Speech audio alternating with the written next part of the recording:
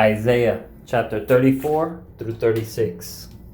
You nations, come here and listen. You peoples, pay attention. Let the earth and all that fills it hear the world and all that comes from it.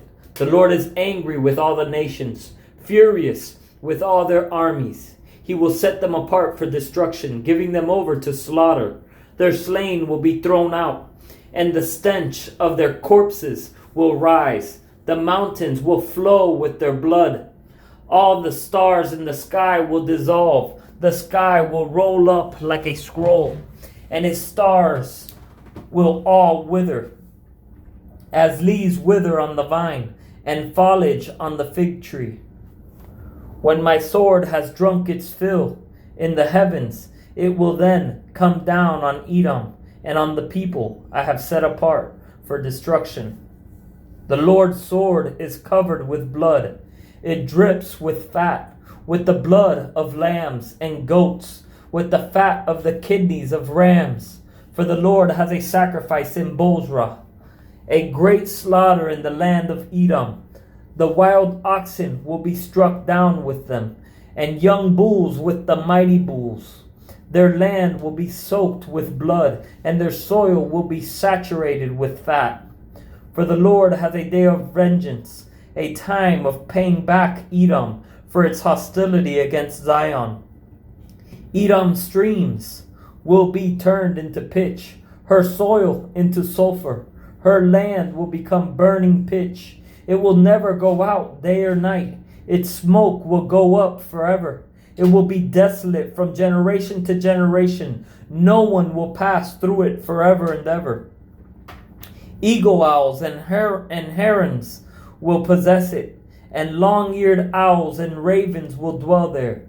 The Lord will stretch out a measuring line and a plumb line over her for her destruction and chaos. No nobles will be left to proclaim a king, and all her princes will come to nothing. Her palaces will be overgrown with thorns, her fortified cities with thistles and briars. She will become a dwelling for jackals, an abode for ostriches. The desert creatures will meet hyenas, and one wild goat will call to another. Indeed, the night birds will stay there, and will find a resting place. Sand partridges will make their nests there, and they will lay and hatch their eggs, and will gather their broods under their shadows. Indeed, the birds of prey will gather there, each with its mate. Search and read the scroll of the Lord. Not one of them will be missing. None will be lacking its mate, because he has ordered it by my mouth, and he will gather them by his spirit. He has cast the lot for them. His hand allotted their portion with a measuring line. They will possess it forever. They will dwell in it from generation to generation. The wilderness and the dry land will be glad. The desert will rejoice and blossom like a wild flower. It will blossom abundantly and will also rejoice with joy and singing. The glory of Lebanon will be given to it. The splendor of Carmel and Sharon. They will see the glory of the Lord, the splendor of our God. Strengthen the weak hands. Steady the shaking knees. Say to the cowardly, be strong, do not fear. Here is your God. Vengeance is coming. God's retribution is coming. He will save you. Then the eyes of the blind will be opened, and the ears of the deaf unstopped.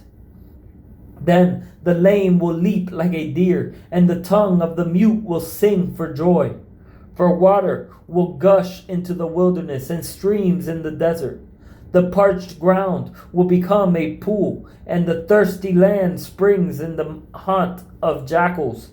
In their lairs there will be grass, reeds, and papyrus. A road will be there, and a way, it will be called the Holy Way. The unclean will not travel on it, but it will be for the one who walks the path. Fools will not wander on it. There will be no lion there, and no vicious beast will go up on it. They will not be found there, but the redeemed will walk on it. And the ransomed of the Lord will return, and come to Zion with singing. crowned with unending joy. Joy and gladness will overtake them, and sorrow and sighing will flee. In the 14th year of King Hezekiah, King Sennacherib of Assyria attacked all the fortified cities of Judah and captured them. Then the king of Assyria sent his royal spokesman along with a massive army from Lachish to King Hezekiah at Jerusalem. The Assyrians stood near the conduit of the upper pool by the road to Launderer's Field. Eliakim, son of Hilkiah, who was in charge of the palace, Shebna, the court secretary, and Joah, son of Asaph, the court historian, came out to him. The royal spokesman said to them, "Tell Hezekiah, the great king, the king of Assyria, says this: What are you relying on? You think mere words are strategy and strength for war. Who are you now relying on that you have rebelled against me? Look, you are relying on Egypt, that splintered reed of a staff that will pierce the hand of anyone who grabs it and leans on it. This is how Pharaoh, king of Egypt, is to all who rely on him. Suppose you say to me, we rely on the Lord our God. Isn't he the one whose high places and altars Hezekiah has removed, saying to Judah and Jerusalem, you are to worship at this altar? Now, make a deal with my master, the king of Assyria. I'll give you 2,000 horses, if you're able to supply riders for them. How then can you drive back a single officer among the least of my master's servants? How can you rely on Egypt for chariots and horsemen? Have I attacked this land to destroy it without the Lord's approval? The Lord said to me, attack this land and destroy it. Then Eliakim, Shebna, and Joah said to the royal spokesman, please speak to your servants in Aramaic, since we understand it. Don't speak to us in Hebrew within earshot of the people who are on the wall. But the royal spokesman replied, has my master sent me to speak these words to your master and to you, and not to the men who are sitting on the wall, who are destined with you to eat their own excrement and drink their own urine? Then the royal spokesman stood and called out loudly in Hebrew, listen to the words of the great king, the king of Assyria. This is what the king says. Don't let Hezekiah deceive you, for he cannot rescue you. Don't let Hezekiah persuade you to rely on the Lord, saying, the Lord will certainly rescue us. This city will not be handed over to the king of Assyria. Don't listen to Hezekiah, for this is what the king of Assyria says. Make peace with me and surrender to me.